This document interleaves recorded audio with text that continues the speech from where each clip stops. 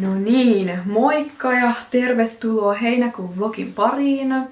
Mä en olekaan tällä videolla vielä kuvannut aloitusta ja nyt on jo 7. päivä, eli niin kun ensimmäisen kokonaisen viikon alkua tiistai tänään.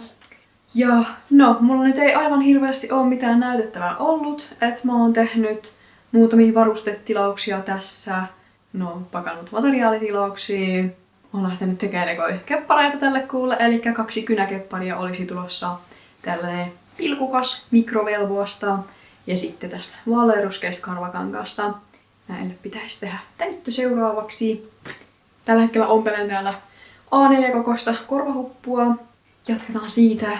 Ja no siis, mä oon lähinnä keskittynyt videohommiin nyt tässä, videoiden editointiin. Mulla on monta pitkää videota tossa nimittäin työn alla. Tietysti niiden kuvaamisen ja editoinnin lisäksi, niin ne pitää tekstittää, eli tehdä englanninkieliset tekstitykset, ja siinä menee aika kauan. Mä nyt kokeilen uutta työkalua tuossa tekstittämisessä, että kirjoittamisen sijaan mä koitan sanella.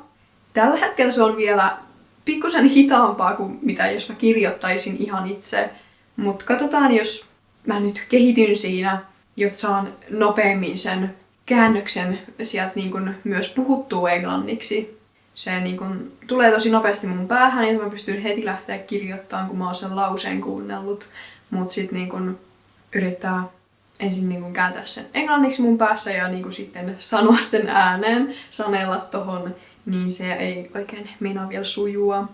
Mutta ehkä mahdollisesti, jos siinä vähän kehityn, niin saan sitten vähän ehkä pois aikaa, mitä kuluu videoiden tekstittämiseen. Ja muutenkin tuossa kesäkuussa mä nyt koitin sellaista, että jos mä julkaisen joka viikko niin kuin 2 videota. Elikkä normi pitkä video on tullut nyt perjantaisin, koska silloin tilastojen mukaan suurin osa mun katsojista on YouTubessa katsomassa videoita.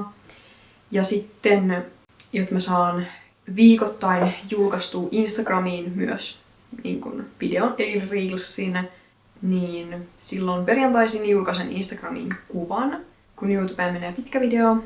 Ja sitten tiistaisin oon julkaissut Reelsin, eli siis Instagram-videon ja myös sitten lyhyt videona YouTubeen. Ihan hyvin nyt toiminut, jotta vähän on ihmiset aktiivistunut katsomaan ja kommentoimaan.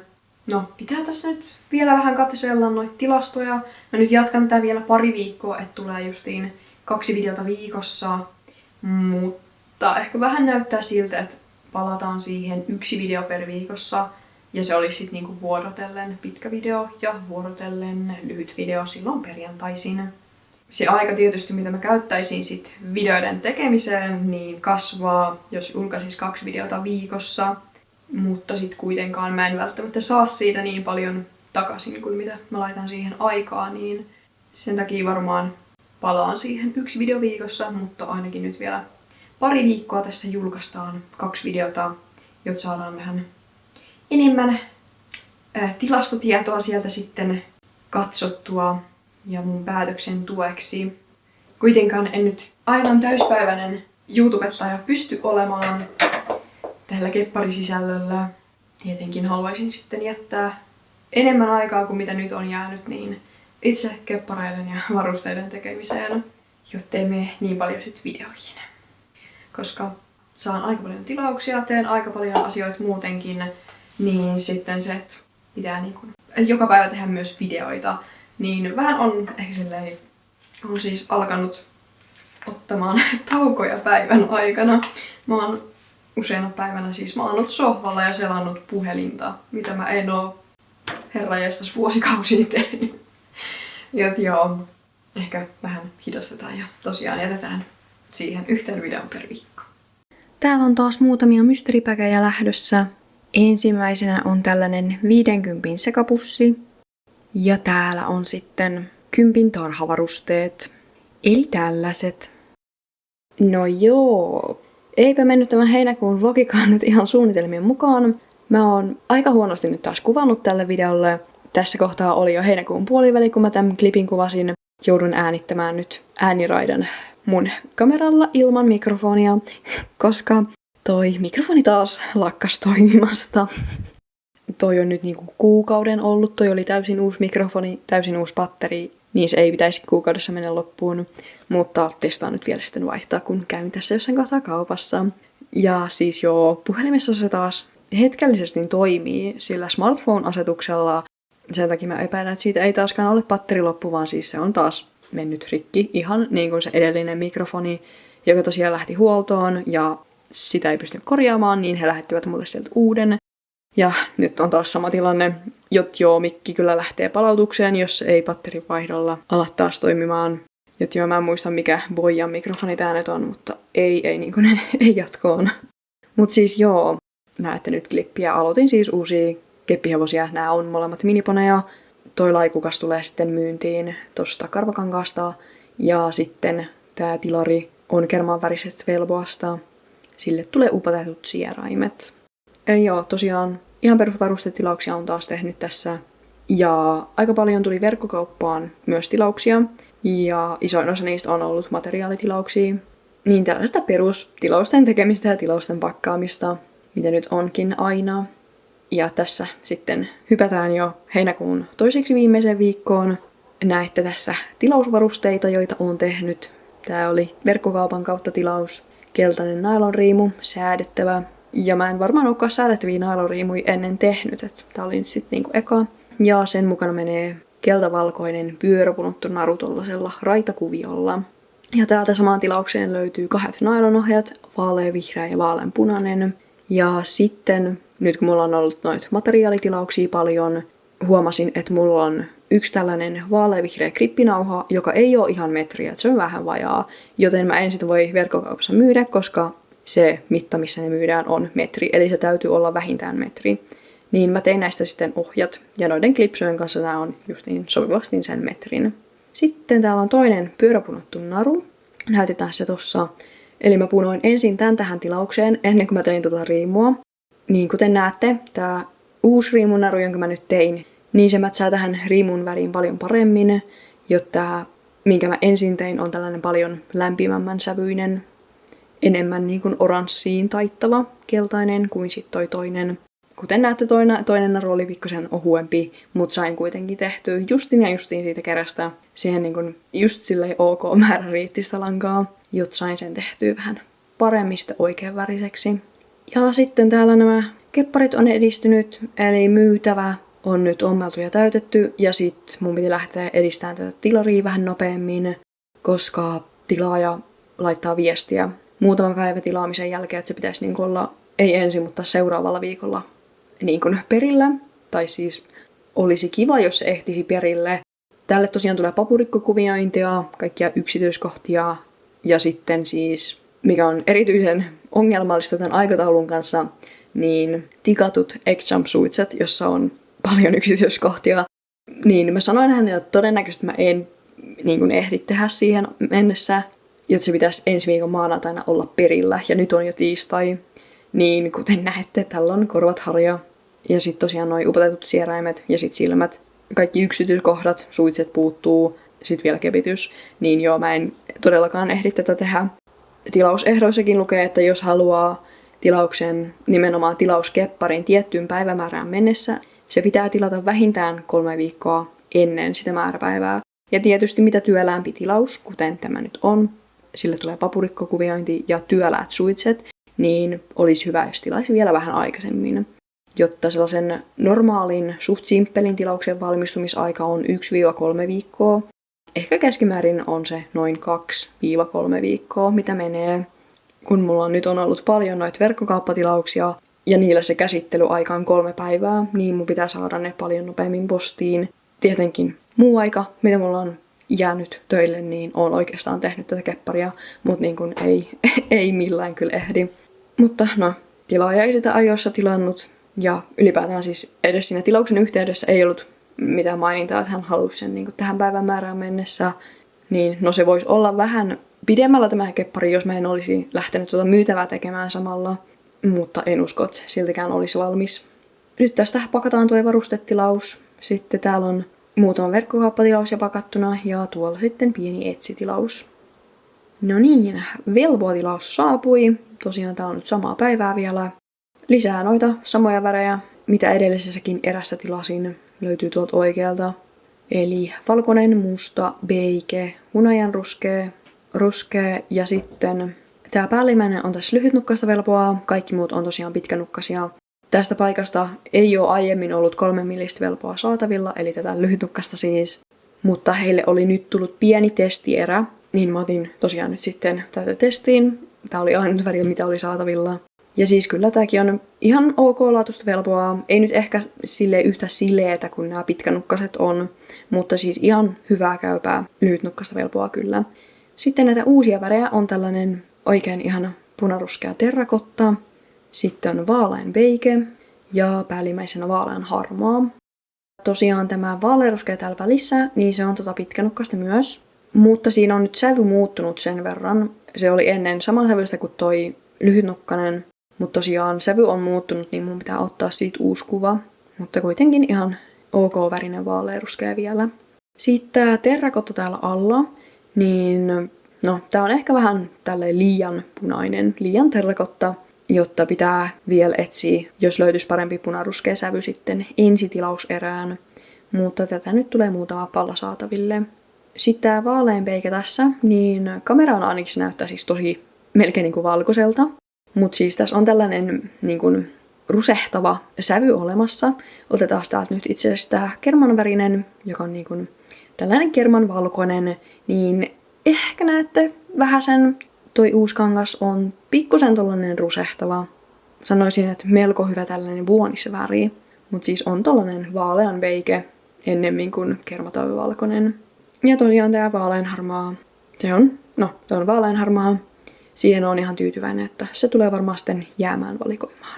Mutta nyt lähdetään postiin, postitetaan nuo tilaukset ja sit mun pitää myös hakea yksi paketti ja näytän sen sisällön teille sitten. Jes, postissa käyty ja paketti haettu. Sisältä paljastui 2 kunnostuskepparia. Elikkä Valona Horses tuli mulle tarjoamaan 2 tällaista hänen tekemää vanhempaa kepparia. Tää toinen on tällainen niin kuin, vähän velboon tyylisestä kankaasta tehty. Ruskea kaveri ja sitten tää toinen on fliiseheppa pystyharjalla. Ihan söpön näköiset kaverit. Ne menee nyt tonne mun kunnostuslaatikkoon odottamaan. Viikko jatkunut hiljaksiin tilarin edistämisellä. Kurkataan sitä kohta ja sitten tietysti tilausten pakkaamisella. Tässä olisi nyt verkkokaupan kautta ensimmäinen Amerikan tilaus, eli kepparipaketti. Ja tähän tosiaan valittiin tummanharmaa karvakangas, ja se nyt loppuu sitten, jos mulla ei ole tätä enempää. Se poistuu sitten myös tilausvalikoimasta. Mä oon tän joskus ostanut joltain toiselta harrastajalta, niin tää oli jo mulle tullessaan sellainen pala. Ja nyt tosiaan loput menee sitten tässä paketissa. Sitten täällä on ihan perusmusta villalanka sitten sitä harjaa varten. Ja tietenkin kaikki muut, mitä nyt kepparipaketissa menee, eli palavalkoista kangasta merkkiä varten, sitten nuppineulat 14 kappaletta ja ompeluneula, ompelulankaa, sitten keinonahkaa silmiä ja sierainten tekemistä varten ja tietenkin tää kaava. Ja täältä löytyy sitten korvan, silmän ja sieraimen kaava myös. Elikkä tällainen kepparipaketti. Materiaalit kepparin tekemiseen. Ja tässä menee nimenomaan vaan 50-senttinen keppi, joka on kyllä ihan superlyhyt hevoselle mun mielestä. Täällä sitten aloitettu tilausvarusteita. Sieltä on tuinivan martingaali tulossa. Mutta kurkataan tätä tilaria täältä. Elikkä hän näyttää nyt tältä. Sille tuli tosiaan toi ruskea papurikkokuviointi, sitten tummennokset silmiin ja tonne turpaan. Sitten siis tässä valossa nyt ei yhtään näe, mutta täällä on siis tällaiset vihreät maalatut silmät. Se on kyllä aika tumman vihreä toi maali, mitä meillä on. Ja joo, siis haluaisin paljon enemmän häivyttää tätä, että olisi vähän luonnollisemman näköinen. Mutta tää sävy, mikä tähän valittiin, niin siis, mäpäs näytän teille täältä, niin se muuttuu tällaiseksi keltaiseksi heti, kun sitä vähän häivyttää. Ja joo. Niin päädyin siihen, että en sitten blendaa yhtään tän enempää, koska siitä tulisi tosiaan tällainen aika ruma väri. Tällainen nyt sitten harjaan tuolla nyt ponnarilla, kuten justiin nämä väritykset tälle. Ja myytävä nyt sitten tietysti ei olekaan edistynyt täältä yhtään mihinkään. Tilausvarusteiden teko jatkuu. Ja joku tilasi Etsin kautta tällaiset kuolaimettomat suitset. näihin tulee vielä pehmuset tuohon turvalle. Mulla on joskus ollut tällaiset yhdet, jotka tuli jonkun kunnostusepan mukana, niin myynnissä. Ja olin sitten jättänyt tosiaan etsiin sinne, että tein sitten tilauksesta. Ajattelin, että nyt kun kerran tein tämän, tosiaan ihan koristeeton pohja tässä nyt vasta, niin mä lisään nämä mun valikoimaan. Elikkä siis kuolaimettomat suitset, tällainen aika simppeli malli, jossa on tosiaan vaan toi rengas tossa, ei tosiaan mitään kuolainosaa. Ja sitten vähän muista suitsista poiketen, niin tässä poskihihnassa on pikkusen säätövaraa suljella. Ja näihin kuuluu sitten irrotettavat ohjat. Ja tietysti turpahihna on pään alta avattava ja säädettävä. Nämä tulee ihan yksinkertaisena versiona saataville ja sitten sellaisena, jossa tässä turvalla on pehmuste, eli lampaankarvapehmuste. Niin, täällä on Tilarin suitset valmiina. Eli tosiaan tikatut high jumpit, kaksipuoleista ommeltua keinonahkaa siis. Ja tein näihin irrotettavat ohjat, koska näihin tuli toi metalli D-kuolain, niin saa sitten halutessaan irrotettua noi ohjat tuolta ilman, että tarvii niitä rikkoa. Ja sitten tosiaan täällä on kaareva otsapanta. Vähän pitää tosta vielä leikata paremmaksi, mutta siinä on 2 riviä hopeista ja sitten 1 rivi vaaleanpunaista strassia. Tää on nyt ihan täällä silmillä. Mut joo, tän näköinen. Vielä pikkusen pitää tosiaan siistiä ja sitten on suitset täysin valmiit. Sitten täällä on etsitilauksia, nämä kaikki muut X-Jump-suitset myöskin, mutta vaan ihan perus yksipuoleiset. Nämä on A4-kokoiselle, eli pikkusen isommat kuin tämän ponin. Nämä on siis pikkuponikokoiset. Ja sitten nämä on A3-kokoiselle, eli tosiaan kuolaimettomat suitset. Näihin tuli tää vaaleanruskea pehmuste. Ja valikoimaan tulee tosiaan saataville joko kokonaan ilman pehmusteita, tai sitten voi valita just tämän turvapehmusteen ja sitten niskapehmusteen, tai vain toisen, jos haluaa. Eli tämä on perus tuinvan martingaali. Tällaiset tilaukset tällä kertaa. Seuraavaksi jatketaan ton Tilarin kepittämiseen, jos saisin sen huomenna postiin. No niin, vielä on muutama päivä heinäkuuta jäljellä, mutta tehdään tässä kohtaa nyt heinäkuun vlogin lopetus jo.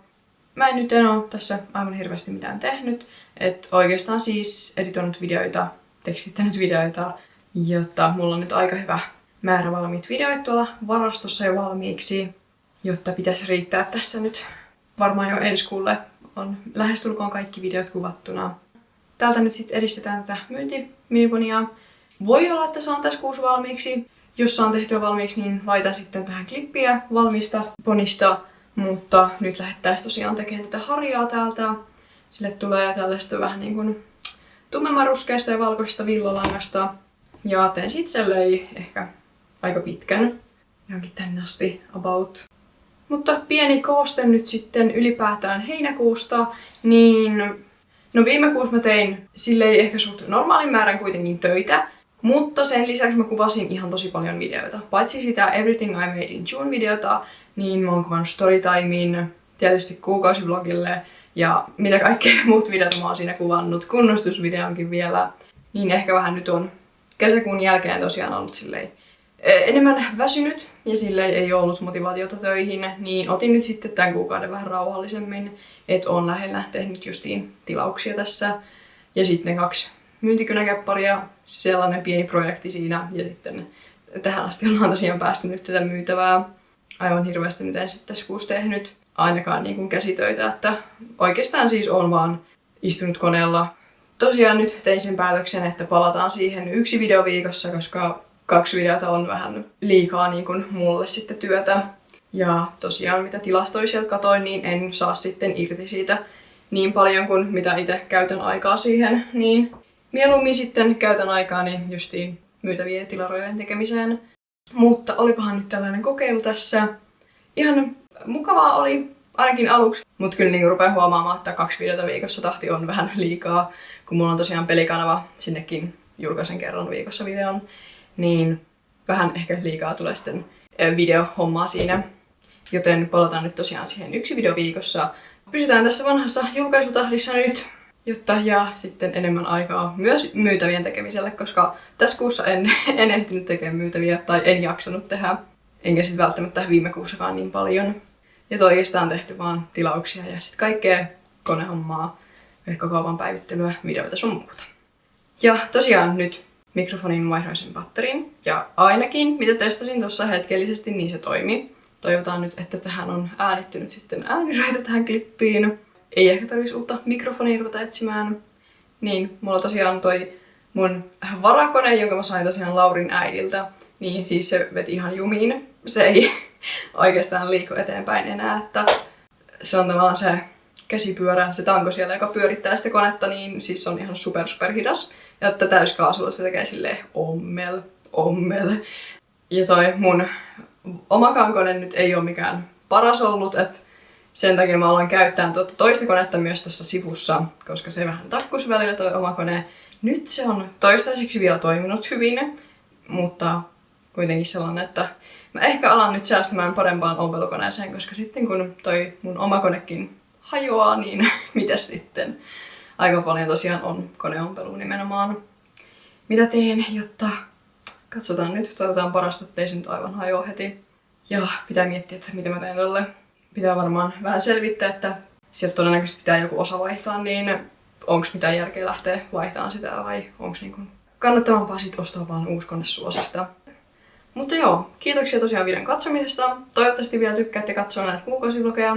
Muistakaa jättää palautetta, kommentteja ja kysymyksiä, tykätä tästä videosta, tilata mun kanava, jakaa tämä video kavereille, että ne pääsee katsomaan myös. Ja ei muuta kuin nähdään sitten seuraavalla videolla ensi viikolla. Siihen saakka, moi moi!